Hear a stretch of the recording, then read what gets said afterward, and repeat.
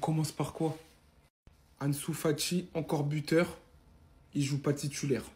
Je ne sais pas pourquoi. Oui, il n'est pas encore prêt. Il est plus fort que tous nos joueurs. Pourquoi il n'est pas encore prêt? On s'en fout. Même sur une jambe. Tous les matchs, il a marqué. Mais il est encore sur le banc. Il est encore sur le banc. Je ne sais pas pour quelle raison. Je sais pas, j'ai même pas la force de crier. Peut-être par le carton rouge ridicule pris par Kerrer. Regardez comment Vanderson rigole. Il en rigole parce que mettre un deuxième carton jaune pour une faute comme ça, comment tu mets carton jaune sur ça? Oui, il l'empêche, oui, il fait un mouvement, mais de mettre un deuxième carton jaune, tu sais que c'est synonyme de carton rouge, c'est extrêmement sévère. Mais après, Kerrer, t'as 153 ans. 153 ans! Fais un peu preuve d'expérience! T'as joué t'as pris la remontada à Manchester. Comment tu peux te faire avoir comme ça? Tu sais que t'as un carton, ne fais pas ce geste-là. Surtout qu'il sert à rien. Les gars, aujourd'hui, c'était pas Pablo Pagis. C'était Michael Pagis. Qui se rappelle de Pagis, là? Qui mettait des frappes avec l'OM de je sais pas combien. Il a fait la même chose, c'est Pagis, il s'appelle pareil, en fait. C'est Michael Pagis. Frappe du coin de la surface, barre transversale rentrante. Voilà. Les gars, nous, on s'en fout de la honte. Nous, on est nés avant la honte, de toute façon. La honte, ça n'existe pas chez nous. On se dit, oh, la honte? C'est quoi la honte? Hein, on s'en fout, nous. Après, les gars, c'est un calcul mathématique simple. Quand tu perds tes deux milieux de terrain, tes deux poumons, Lamine Camara, Denis Zakaria, qu'est-ce que tu veux faire? Qu'est-ce que tu veux faire, les gars? Je veux pas trouver des excuses, mais quand tu perds ces deux joueurs, tu perds tes poumons. Mais là, on va à Manchester City, j'ai peur. J'ai peur, les gars. Je sais pas ce qui va se passer. Bonne nuit. Un premier concurrent tombe. Le deuxième, c'est pour ce soir. L'AS Monaco s'incline 3-1 face à Lorient. Et je peux vous garantir, c'est totalement mérité pour les Lorientais. Je ne sais pas ce qu'ils ont, Monaco, en ce moment, mais qu'est-ce qu'ils sont nuls. Dites-vous que sur les 90 minutes, les Monégasques ont tiré seulement 3 ou 4 fois au but. Alors oui, ils étaient réduits à 10. Mais même à 11 contre 11, il n'y avait pas d'adversité. Ce joueur, faut en parler.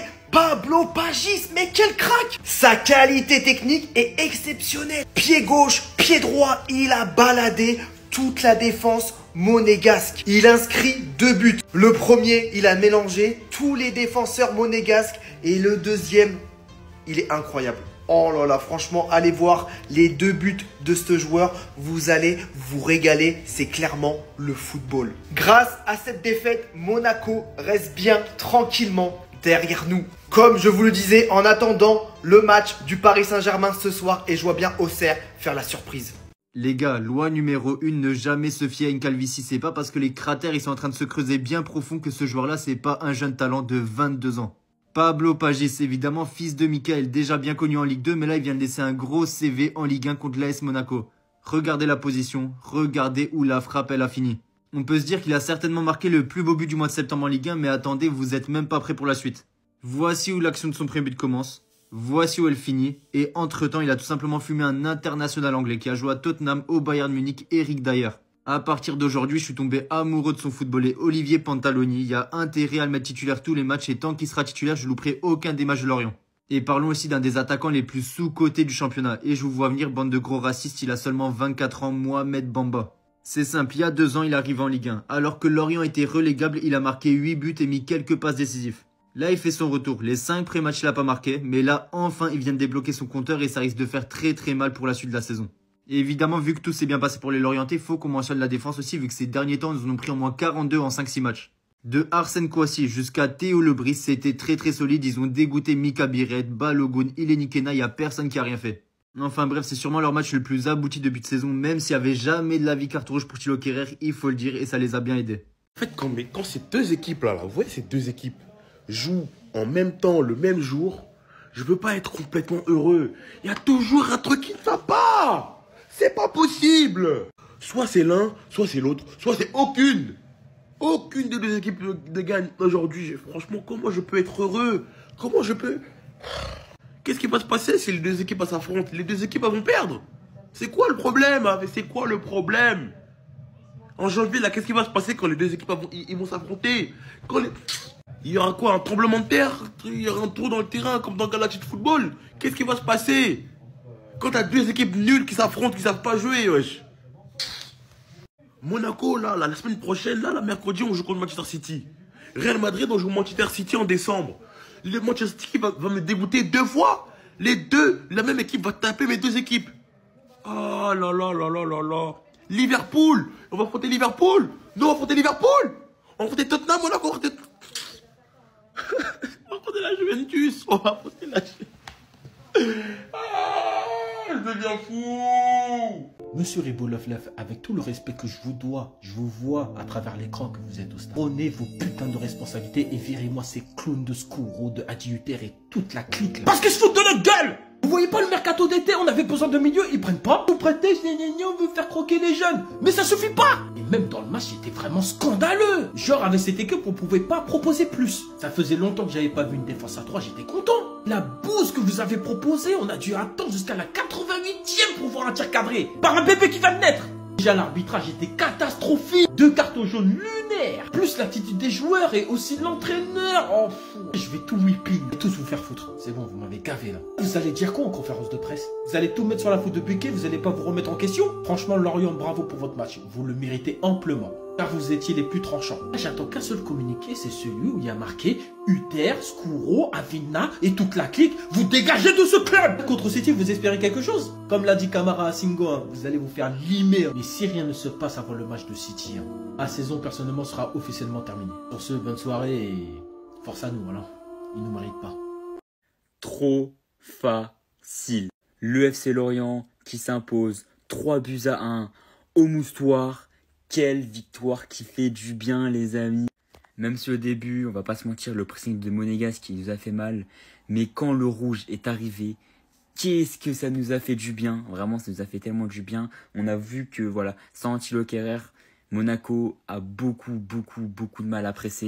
Enfin voilà, comme l'a dit Laurent Bergel en interview à l'instant, voilà, c'est un match référence. Il va falloir se battre. Et moi, je crois en vous. À Bergel, je t'ai demandé de faire un match de fou. Malgré 2 petites erreurs, franchement, rien à dire de ton match. Incroyable. Pareil pour l'équipe. Tozin, faut lui donner le ballon d'or africain. Voilà, tout simplement. Je veux pas de Achraf Hakimi ou je sais pas quoi. Tozin, ballon d'or africain, je ne veux rien savoir. Pareil pour Mohamed Bamba. Incroyable.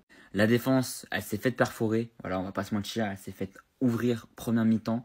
Mais il n'y a pas eu de but. Enfin, il y a eu un but, mais vas-y, on s'en bat les couilles. Surtout que le but, avec tout le respect, c'est un penalty. Ce penalty-là, il n'y a jamais penalty pour moi. Voilà.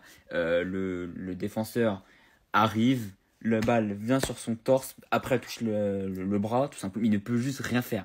Enfin bref, les penalty comme ça, il y en a plein, il y en aura pour toujours. Ça rend fou, mais bon, c'est le foot. Pour le rouge, pour moi, il y a totalement rouge. Thilo Kehrer n'a pas à faire une deuxième faute, sachant qu'il savait déjà très bien qu'il avait un jaune. Et en faisant faute, il y en a un deuxième, et ce qui fait 2 jaunes, fait un rouge. Donc pour moi, il n'a pas du tout à faire ça. Pour moi, le jaune est totalement mérité, et le rouge est encore plus mérité. Et surtout, faut remercier aussi, c'est au Moustoir. Quelle ambiance en feu vous nous avez fait, les gars, incroyable. Enfin bref, voilà, c'est la fin de ce match. Quelle belle victoire, et on espère la même au prochain match. Bonne journée à vous les frères. Le match est même pas fini, mais je vous avoue, j'en ai rien à foutre. Vu que ce club, vu que ces joueurs, ils en ont rien à foutre de nous, ben moi aussi j'en ai rien à foutre d'eux, je les emmerde. Parce qu'au bout d'un moment, les frères, ça y est, faut arrêter de nous prendre pour des cons. Moi, je commence vraiment à croire que cette équipe, que ce club, ils aiment pas gagner. Ils aiment pas ça, prendre les 3 points, etc. C'est pas leur délire. Eux, ce qu'ils aiment, c'est se foutre dans la merde. Patauger dans la merde, c'est ça qu'ils aiment. Et là, ces dernières semaines, le thème, c'est les cartons rouges. Ils aiment prendre des cartons rouges. Je sais pas ce qu'ils se sont dit dans le vestiaire. Peut-être celui qui prend le plus de cartons rouges, il aura un trophée. Mais je vous emmerde. Le problème, c'est que ce carton rouge, il part d'une erreur encore. C'est à cause de ça qu'on se fout dans la merde. André Santos qui fait un bon match en plus. Pourquoi tu fais ça? Pourquoi? Il avait aucun intérêt à le faire. Il perd le ballon. Et derrière Chalobah, en vrai de vrai, est-ce qu'on peut lui en vouloir? Même pas, je pense. Il essaye, en vrai, il touche le ballon, mais après... En fait, ça me saoule. Dès le début de semaine, je l'avais dit, contre Brighton, on gagnera pas. On est dans une série catastrophique, les gars. Catastrophique. Et là, je vois pas comment dans les prochains jours, les prochaines semaines, ça va aller mieux.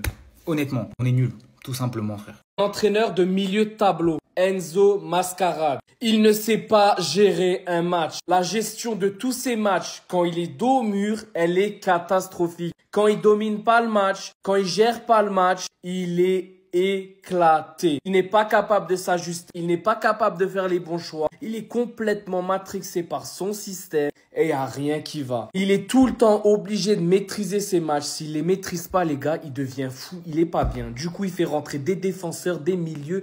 Que ça. Aucun joueur offensif. Voilà notre banc aujourd'hui. Garnacho, Gittens, Gouy et George. Tu perds le match, tu fais nul dans le match. Il n'y en a aucun des 4 qui est rentré, les gars. Il n'y en a aucun des 4 qui est rentré, les gars. Est-ce que c'est normal? Ces changements, c'est ça. Achiampong, Gusto, Badiashile, Lavia. Mais comment tu peux décider de gagner un match avec ces changements-là? Surtout quand tu prends le 1-1, c'est les changements, c'est la réaction que tu donnes. Mais tes joueurs, ils voient ça, ils ont envie de se foutre en l'air, mon frère. Comment tu veux qu'eux, ils aient envie d'aller jouer, de faire les choses quand toi-même, tu montes pas un minimum de caractère? Tu vois que t'as encaissé, mais change les changements. Tu viens pas jouer le nul face à Brighton, mon frère, au bout d'un moment. La semaine dernière, on t'a reproché la même chose. Les changements, ils sont catastrophiques, les gars. La première saison, c'est qu'il en faisait pas du tout. Maintenant, il sait même pas les faire tout court. Au bout d'un moment, il y a personne sur le banc qui est capable de lui dire « Mon frère, ne fais pas rentrer ce joueur. Mon frère, ne fais pas ça. » Non, il y a personne, les gars. Au bout d'un moment, vous voulez qu'on fasse quoi, nous? L'équipe, une fois qu'elle a 10 contre 11, elle est incapable de poser le ballon, de jouer au ballon. Il y a plein d'équipes qui tombent à 10 contre 11 et ils jouent au football, mon frère. Pourquoi nous, on peut pas jouer au football? Pourquoi nous, on est obligé d'être dominés à chaque fois comme une équipe de fin de tableau, comme il a pu avoir à Leicester et rien d'autre? Il n'y a aucun jeu, aucun football. Ça la pète devant et ça attend que João Pedro il fasse des merveilles. Mais il peut pas, mon frère. T'es en train de frustrer tous les joueurs, les gars. Non, les gars, franchement, au bout d'un moment, moi, j'ai plus les mots, les gars. Je sais plus quoi dire. Chaque semaine, c'est la même chose. Le gars, il n'y a aucune remise en question.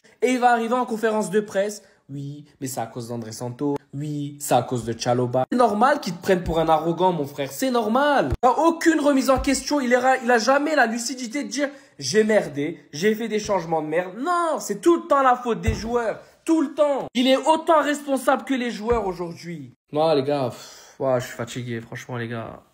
Avoir un entraîneur aussi têtu, les gars, tu peux rien faire, les gars. Vous voulez que je vous dise quoi? Franchement, qu'est-ce que vous voulez que je vous dise? Sortez-moi de ce cauchemar. Défaite 3-1 face à Brighton, on est officiellement en crise. Je m'en bats les couilles, je joue Pinto.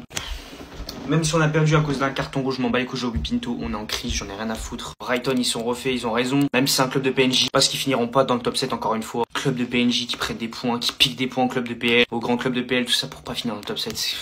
Bref, je vais même pas leur vouloir à eux parce qu'eux ils ont bien joué. Bien joué, non, ils ont pué sa mère. Honnêtement, ils ont été à chier Brighton. Ils ont profité du carton rouge, bien joué à eux. Lui. Ils ont profité aussi du coaching de merde de Maresca qui fait rentrer 2 défensifs au lieu de 2 offensifs. Comme face à Manchester United, tout ça pour pas tenir. Parce que tu fais rentrer 2 défensifs, à la 60e minute, donc pendant 30 minutes, t'essaies de tenir. Tout ça pour ne même pas jouer derrière. Ne jouer même pas derrière. Pas de faire foot, Maresca, je te déteste. J'ai même pas envie de m'énerver, je vous jure, quand j'ai vu les buts de Brighton, dans ce match-là, je n'étais pas énervé. Comparé aux autres matchs contre le Bayern, contre United moyen, et contre Brentford, j'étais vénère de ouf. Là, j'ai pas eu d'émotion. Ça me fait juste penser à la saison 2022 où on était 12e. J'en ai rien à foutre, je vais Pinto. Toi, dégage, je t'en supplie vraiment. C'est pas que le fautif de ce match. André Santos, catastrophique. Mon frérot, j'en ai marre. Défensivement, c'est catastrophique. Le 3e but, Hatchepong. Ta mère, il est rentré. Mais tu te prends pour qui Hatchepong à faire des percées de couillon, espèce de merde. Pedro Neto, t'as été éclaté. Mon gars. Je te reconnais plus, vraiment, honnêtement, je te reconnais plus. Vraiment, les joueurs qui ont fait des bons matchs, je pense que je vais mettre des notes aux joueurs sur une prochaine vidéo.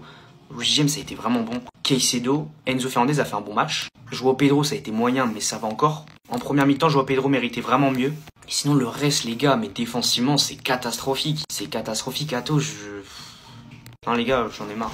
Et puis, Robert Sanchez qui rate toutes ses relances, il les rate. Il n'y en a pas une qui réussit. Non, les gars, on est en crise. Finalement, le vrai défi de la saison, ça va être de finir un match à 11 contre 11. Parce que déjà, faire des matchs nuls, gagner, c'est compliqué en ce moment. Avec l'hécatombe de blessures. En plus de ça, si tu me dis qu'on sabote à chaque fois nos matchs avec un rouge, ça y est, frère. Ça y est, la saison, elle est finie. Moi, je vous dis, la saison, elle est finie. Défaite 3-1 aujourd'hui face à Brighton. Et encore une fois, on ne laisse aucune chance. La dernière fois, c'était Robert Sanchez qui avait pris un rouge et on voyait le regard accusateur de Chalobah. Je comprenais pas pourquoi il avait fait cette faute. Alors que c'était que la 5e minute de jeu. Il fallait même mieux encaisser le but. Et quand c'est pas l'un, c'est l'autre. Aujourd'hui, c'est lui. Il a coupé ses locks, mais on te reconnaît. On sait que c'est toi, t'inquiète. Alors que la première mi-temps était gérée, 1-0. On n'était pas trop mis en difficulté. Sur une tête en plus d'Enzo Fernandez, qui fait un très mauvais début de saison, mais pourtant dans les statistiques, c'est incroyable. Sur un centre de Reece James, qu'on a vu en position de centre, c'était incroyable déjà. Alors pour le coup, il a même fait des chutes. Il a demandé d'arrêter de parler, mais frérot, t'es mauvais. Certes, aujourd'hui, il y a du mieux, mais habituellement, t'es mauvais. Puis en retour de la pause, c'est ceinture explosif. On sabote notre match. Voilà, on cesse aucune chance. Chalobah qui a fait une faute, dernier défenseur. Pas lui qui fait la première erreur parce que c'est André Santos qui nous met dans une position difficile. Derrière, Chalobah, t'aurais pu laisser marquer. T'aurais dû le laisser marquer, le joueur de Brighton. Que derrière, on peut encore gagner le match. Jouer à domicile. Maintenant, il va prendre le rouge et derrière, on va se prendre 3 buts. Très mauvaise entrée de Malo Gusto. Qui sur ce contre, j'avais vraiment l'impression qu'il pouvait aller au bout, mais il va essayer de temporiser alors qu'il reste encore du temps. Fallait aller face au but. Mais bon, il détruit le contre. La saison, elle est finie. Moi, je vous le dis, la saison, elle est finie. Ce mois-ci, aller se déplacer à Liverpool avec une défense Hatchepong, Atto, j'ai envie de pleurer. Ou même Badjassi, je sais même pas. Va concocter quoi pour les prochains matchs. La saison, elle est terminée, les gars. On se retrouve peut-être dans 1 ou 2 mois lorsque les joueurs vont revenir. revenir de blessure. Peut-être en hiver avec un potentiel recrutement. En tout cas, là, il n'y a plus rien à faire en ce moment. Alors là, on essaie déjà de finir un match à 11 contre 11. Les gars, Chelsea pensait s'échapper. Je peux pas rigoler fort. Arsenal est champion demain, les gars. C'est magnifique. Les gars, Chelsea a encore perdu après leur défaite lamentable face à Manchester United. Il faut parler de Maresca. C'est pas Maresca, c'est Marasme K. En fait, son cas, c'est un marasme. Alors qu'il menait 1-0, carton rouge. Et ce mec-là est incapable de réagir, de trouver une solution pour maintenir son bloc. Il fait des changements inutiles, incompréhensibles. Derrière, tout simplement, la foudre s'est abattue sur Chelsea qui était complètement mis à nu. Welbeck, Minté. Son cas à Minté parce que ce qu'il envoyait sur le côté, les défenseurs de Chelsea, ils envoyaient des vertes et des pas mûres. C'est une dinguerie. Là, ce que je vois, tout simplement, Chelsea, c'est une équipe trop fragile, avec des individualités qui ne sont pas assez percutantes. Et quand tu sais qu'ils ont mis sur le mercato pour au final s'en sortir avec des Baino Guiten, aucune solution en fait, Garnacho, etc., c'est triste. Après, nous, on est contents. On est heureux. Bloquez. Juste bloquez-moi ça. Bloquez tout, les gars. Stoppez la saison, c'est bon. Retour du slogan, abonnez-vous, donnez un max de force car mon club me fait souffrir. Franchement, dans ce match, on est passé du tout au tout. C'est une dinguerie. Première mi-temps maîtrisée. Franchement, techniquement, c'était propre, c'était beau à voir. Il y avait des belles ressorties de balles. Ato, c'était pas parfait, mais c'était intéressant derrière. Santos aussi, c'était du bon. Enzo, c'était du bon parce qu'il était 10 et il avait 2 milieux derrière, ce qui fait qu'il n'avait pas besoin de faire les tâches défensives. Steva aussi, c'était pas mal, même si dans le dernier geste, voilà. Bref, en général, on était bon. On réussit à marquer sur une ouverture de Caicedo qui trouve un superbe intervalle pour Reece James qui centre pour Enzo. Tête d'Enzo dans la surface qui se projette bien. On voit encore une fois Reece James, quand toutes les étoiles sont alignées et qu'il peut être sur son couloir, faire ses appels qui fait que, comme d'habitude, de base. Quand il centre, c'est passe D. Et malheureusement, Maresca, voilà, il veut pas. Donc voilà, ça c'était la première mi-temps. Maintenant, la deuxième mi-temps, MDR. Reprise de première mi-temps.